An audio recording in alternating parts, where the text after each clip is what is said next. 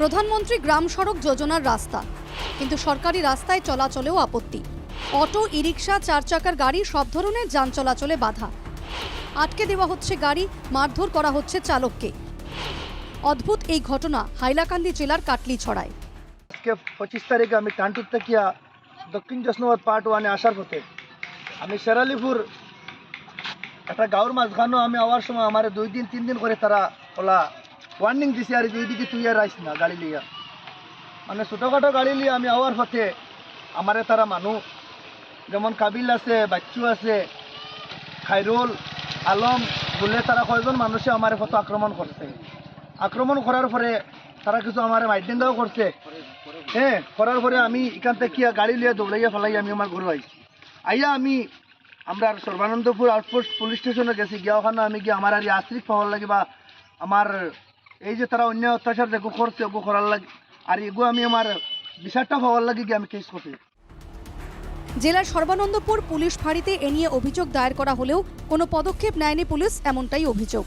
টান্টু থেকে দক্ষিণ জোশনাবাদ পাঁচটালি গ্রামে যাওয়ার পথে শের আলিপুর এলাকায় নাইমউদ্দিন হাজারি নামে এক ব্যক্তির ওপর হামলার ঘটনা ঘটে কিছুদিন আগে। বোলেরো পিকআপ নিয়ে যাওয়ার পথে নাইমউদ্দিনকে বাধা দেয় স্থানীয় কয়েকজন যুবক। দুপক্ষের বচসা বাধে, শেষ পর্যন্ত তা গড়ায় হাতাহাতিতে। যুবকদের আক্রমণে আহত নাইম পরে আবদুল্লাপুর পুলিশ ফাঁড়িতে অভিযোগ দায়ের করেন। অভিযোগ, কোনো পদক্ষেপ নেয়নি পুলিশ। শুধু নাইমের সঙ্গেই যে এই ঘটনা ঘটেছে এমন নয়, এর আগেও একাধিকবার এই ঘটনা ঘটে বলে অভিযোগ। সরকারি রাস্তা হলেও সেখানে চলাচলের ক্ষেত্রে অঘোষিত এক নিষেধাজ্ঞা জারি করে রেখেছে স্থানীয় কয়েকজন যুবক। বাধ্য হয়ে তাই সব গাড়ি চালকদের সঙ্গে বৈঠকে মিলিত হন নাইম। নিজেরা সমস্যার মুখোমুখি হলে আলিপুর সংলগ্ন গ্রামীণ সড়ক অবরোধ করা হবে বলে সিদ্ধান্ত নেন নাইমরা। আর যদি এই উচিত বিচারটা যাতে আমি পাই না, যদি সে আমিও আমার গাঁও গ্রামের আমার জেলা ভাই বন্ধু বাচ্চু যারা আছে সারারে লিয়ে আমিও রাস্তাটা বন্ধ করবো।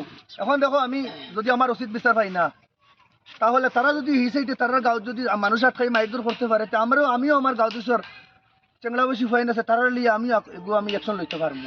আমি তো আমার উচিত বিচার পাই না, আমিও রাস্তা অবরোধ করবো।